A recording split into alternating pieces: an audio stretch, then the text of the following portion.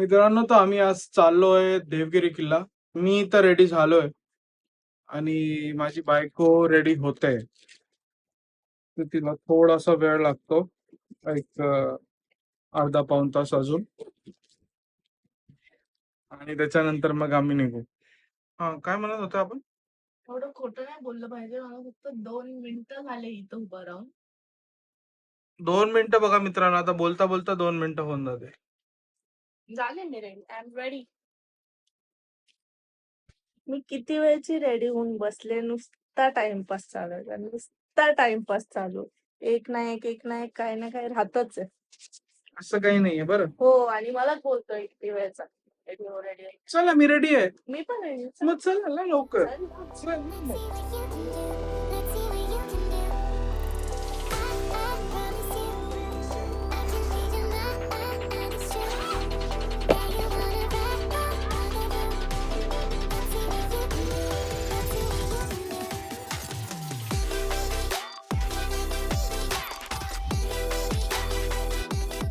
आम्ही जसं तुम्हाला सांगितलं होतं, आम्ही आलो आहे देवगिरी किल्ल्यावरती आणि आज आमचं आहे एक चॅलेंज की कोण पहिले जाणार पहिले पोहोचणार.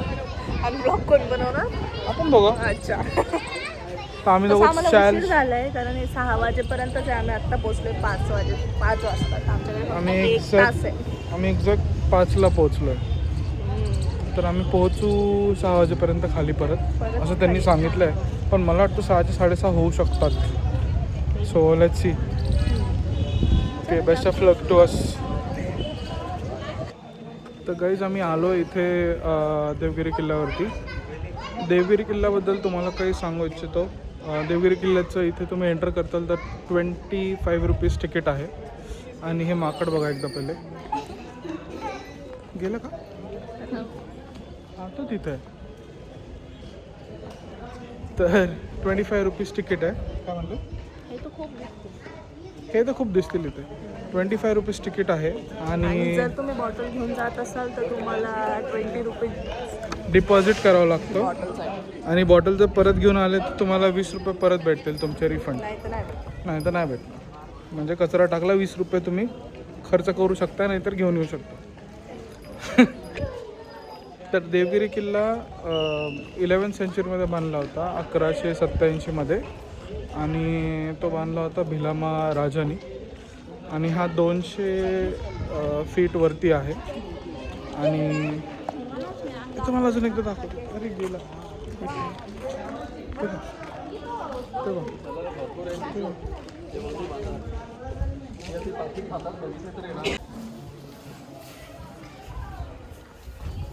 फक्त याचं आर्किटेक्चर बघा तुम्ही, किती सुंदर आहे. आणि आम्ही चॅलेंज करता करता तुम्हाला दाखवतो आहे पूर्ण. One more monkey spotted.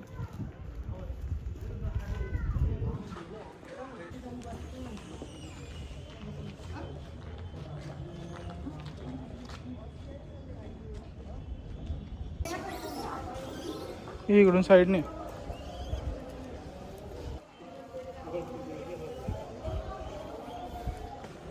एवढं भारी वाटतंय का मस्त त्या वेळेला केलं असेल हे.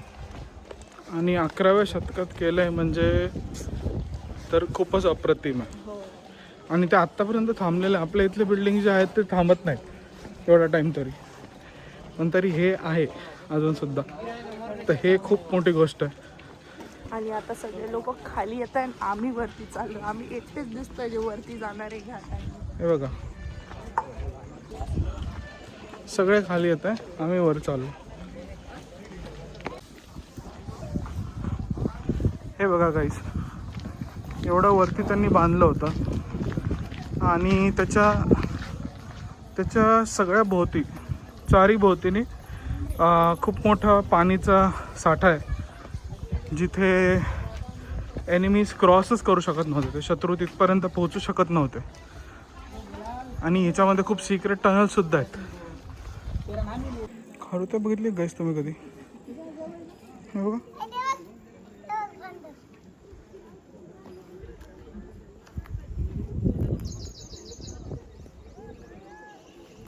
हे पहा खारुताई.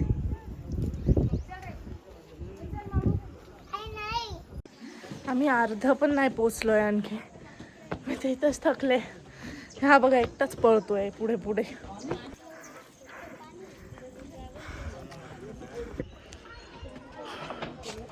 तर मित्रांनो तुम्हाला दाखवलं होतं की चव्हीकडून जे पाणी आहे जपलेलं ते इथेच आहे. तुम्हाला मी दाखवतो एकदा. पाणी थोडं आत्ता घाण झालं आहे. मित्रांनो इथे हा डार्क पॅसेज असा आहे.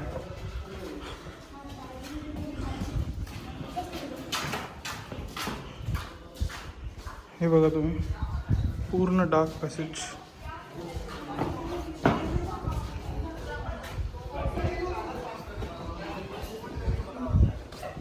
आम्ही अर्ध्यापर्यंत आलोय. आणि मित्रांनो ॲक्च्युली सिक्युरिटी बोलला की 5:30च्या नंतर सगळ्यांनी खाली जायचं. आम्ही आमचा पूर्ण प्रयत्न केला. अर्ध्यापर्यंत आलो. थोडंच बाकी आहे अजून हा एक डोंगर आणि त्याच्यावरती अजून एक तेवढं बाकी. पण नेक्स्ट टाइम आम्ही येऊ. लवकर लवकर निघूया. हां लवकर निघूया. आम्ही ती 2-1 वाजता निघूया किंवा सकाळी निघूया आणि मग येऊ वरती.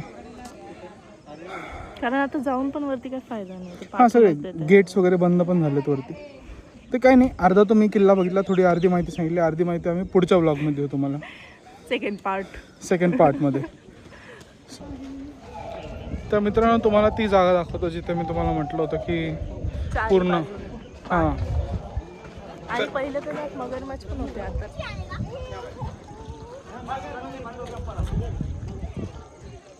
पूर्ण बाकी साईडला नेचर आहे. आम्ही त्या चारमिनारच्या खाली तिकडून आलो पुढे. आणि मित्रांनो महाराजांच्या काळातली ही खरी कॅनन आहे. त्याला काय म्हणतो अजून तोफ. तर हे ॲक्च्युअल वॉर्समध्ये आणि ह्या किल्ल्याला वाचवण्याच्या ह्याच्यामध्ये प्रोटेक्शनमध्ये यूज होत होती. सो ही इथे अजूनही खरंच इथे ठेवलेली आहे. खूप हेवी आहे. अराउंड इन टन्स आहे याचं वेट. आणि इथे ना मित्रांनो हे बघा हे छोटे छोटे कार्विंग्स आहेत एकदम दगडाच्या आतमध्ये बनवलेले. हे बघा हे किती युनिक वाटतं. किती सुंदर दिसतंय.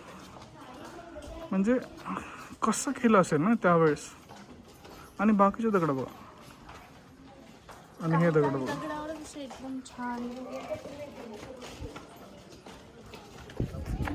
हे मित्रांनो ही पण एक डिझाईन आहे. म्हणजे दगडांवरती कशी कार्विंग केली आहे ना साक्षी.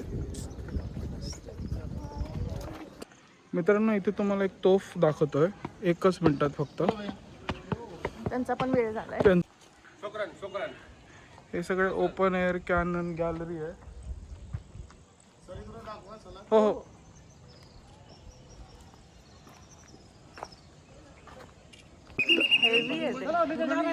आणि एक्स्ट्रीम आहे. आणि म्हणजे त्यावेळेस आत्तापर्यंत जर ते प्रिझर्व करून ठेवलेलं आहे. जे तुम्हाला वरती मोठं आम्ही दाखवलं होतं तसंच होतं ना. हां सेम तसेच. पण त्याच्यापेक्षा थोडंसं लहानच आहे. हां लहान आहेत. म्हणजे ते वर मोठं होतं. हां हे कसं आहे हे मुवमेंटवरती वापरू शकत होते किंवा घोड्यांवरती वापरू शकत होते. कार्ट्सवरती वापरू शकत होते. त्या टाईपचे होते हे कॅनन्स. आता तर अशक्य आहे असं. हो. आणि आम्ही परत जेव्हा इथे येऊ नक्कीच तुम्हाला डिटेलमध्ये अजून सांगू त्या गोष्टी. इकडे ना चीता आहे असं. तिकडे असं समोर बोर्ड लावला. चीताच बोलतात ना. नाही बिबट्या.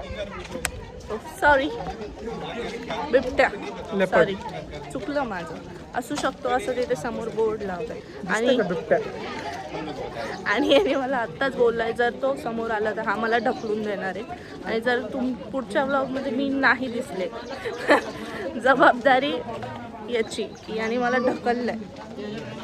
मी हे रेकॉर्ड करून ठेवते कारण तुमच्यापर्यंत कळलं पाहिजे. पण हे कट होऊन जाईल ना. मी पण तर बसेल ना सोबत. मग मित्रांनो कट करून टाकू. मला इथं काय सापडलं मित्रांनो हे बघा.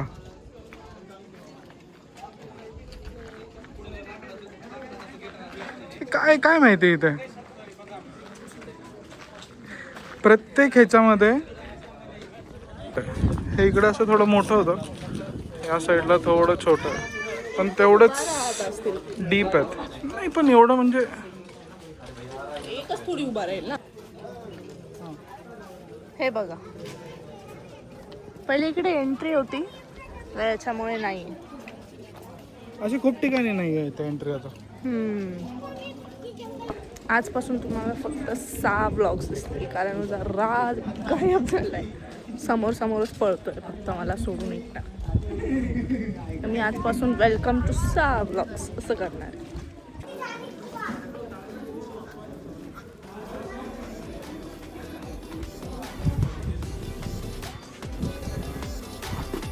झालं, एकटं पळून जा.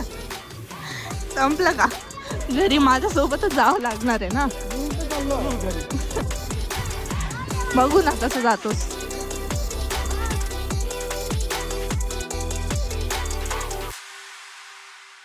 आम्हाला हे पाहिजेच असतं कुठे पण गेलं, त्याच्याशिवाय वाटतच नाही ना कुठे गेल्यासारखं.